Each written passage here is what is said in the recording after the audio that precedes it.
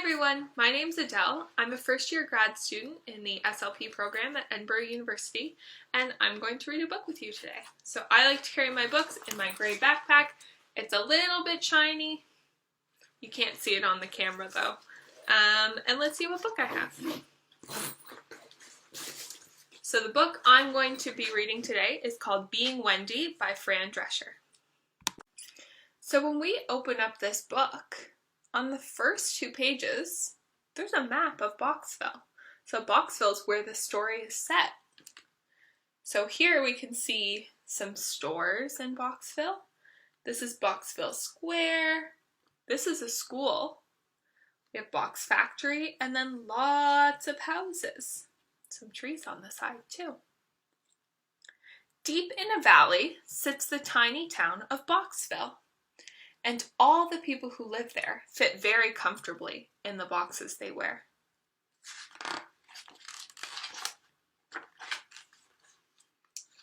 As she did every Monday morning, Wendy Starbright walked to school. Wendy said hello to Officer Miranda Wrights, who wore her police officer's box with pride as she directed traffic. That's Officer Miranda Wrights.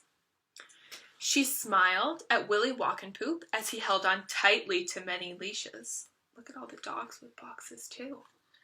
And Wendy stared at the beautiful Bella Fashionista, the dress shop owner, as she unlocked the door to her fancy store. At school, Wendy's teacher, Mrs. Reed-Wright, wrote on the blackboard in perfect penmanship. Wendy looked around the classroom and saw that all the students were happy wearing the boxes they had chosen. Hope's box, said Doctor, because she knew she wanted to cure sick people. Joe's box said Soldier, because he wanted to protect people. And Candy's box said Baker, because she loved sweets. I love sweets too.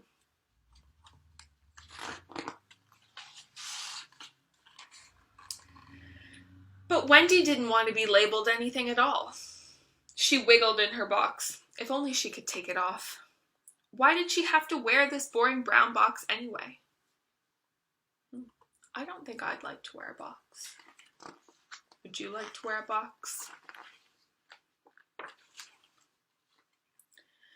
Wendy was full of ideas. She loved to do lots and lots of things. How could she possibly pick one thing to put on her box? Wendy loved to play her guitar and shoot hoops. Should her box say guitarist? Or basketball player? Or... thought Wendy, how will I ever choose just one box? She was afraid to say out loud that she felt different from everyone else. So here's Wendy playing guitar, and there's Wendy playing basketball.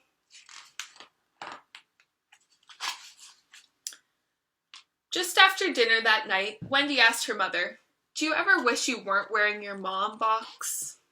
Her mom laughed. "Don't be silly. I love being a mom." "But don't you ever wish you could wear another box sometimes?" Wendy asked her mom. Wendy's mom smiled. "In life we must make choices, and mine was to be a mom." So there's Wendy and her mom. Wendy knew she wanted to wear lots of different boxes because she had so many interests. She dreamed of traveling the world and seeing exotic sights. She had big plans. So here we can see a map, and it looks like Wendy's going to travel to some different locations. So I see the Eiffel Tower. Boxville looks like it's in North America. Here's Wendy in South America. Here's Wendy in Africa. Here's Wendy in Europe and Asia. Wendy's got lots of traveling plans.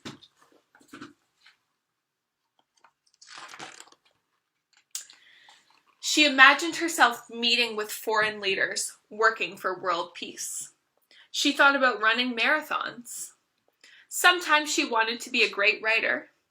Wendy even dreamed of being a famous actress.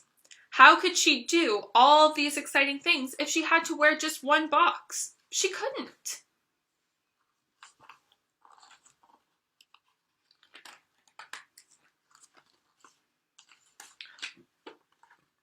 this big sign says, "The Boxville way is to choose a box for the rest of your days." You can only choose one box. You can only be one thing for the rest of your life. I don't think I'd like that very much. What do you think? The biggest rule in Boxville was she had to choose a box and stay in it. But now Wendy had an idea. On Wednesday morning, Wendy Starbright left her house before her parents could see her without putting her box on. Out on the street, Wendy caused quite a stir.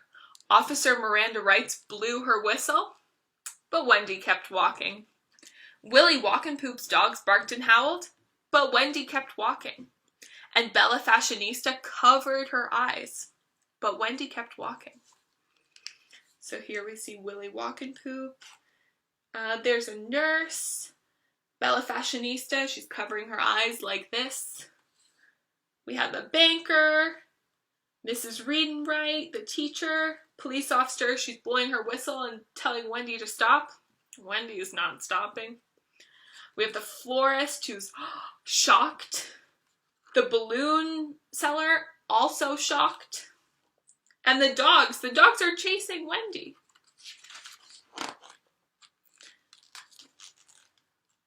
This chalkboard says, "I must wear my box at all times. I must wear my box at all times. I must wear my box at all times. I must wear my box at all times." At school, the kids laughed and pointed at Wendy. Even her friends didn't understand. They all had made her feel weird, like she didn't belong. Mrs. Redenbright sent Wendy to the principal's office for violating the town's biggest rule. "Why can't you just choose a box like everyone else, Wendy?" she said with disappointment. So there's Wendy. She doesn't look very happy. Some of the kids are laughing at her, and the teacher is sending her to the principal's office. Oh, there's the principal. He has his principal box on. The principal called Wendy's father. As soon as her dad arrived, Wendy burst into tears and ran into his arms. But as always, his box got in the way. On the walk home, Wendy told her dad the truth. "I know everyone in Boxville likes wearing their boxes, but I don't." "You just haven't found the right box yet, but you'll find the one that fits," Wendy's dad said. "Thanks," Wendy said with a weak smile, "but I know in my heart that one box will never be enough for me." "Well, think it over," said Wendy's dad, "and please get back inside your box to do that."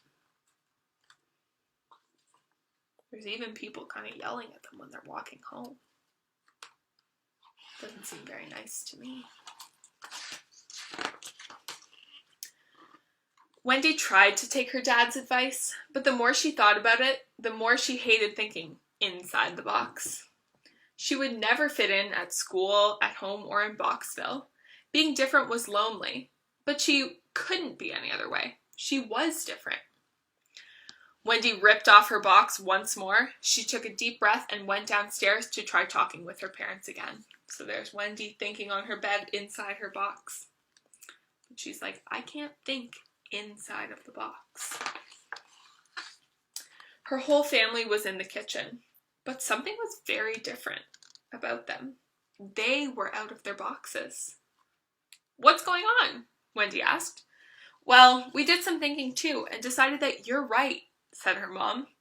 "You're a very special girl, Wendy," said her dad. "You have a lot of different talents that make you, you. And that's a good thing. You should do anything and everything you want. We all should." Wendy smiled her biggest smile. So there's Wendy, Wendy's brother, her mom, and her dad, and a little dog. I like that Wendy's parents are supporting her.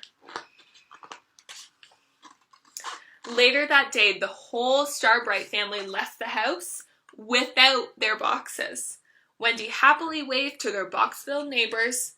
She was unique and special and proud of it. So here we see the Starbright family outside without their boxes on. And then all the people in the town are shocked. They're shocked that they're not wearing their boxes.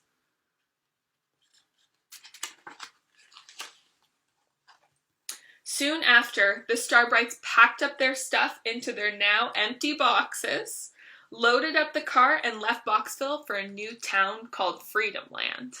So that's where we're going here. I'm guessing that in Freedom Land, you don't need any boxes. And you can be whatever you want.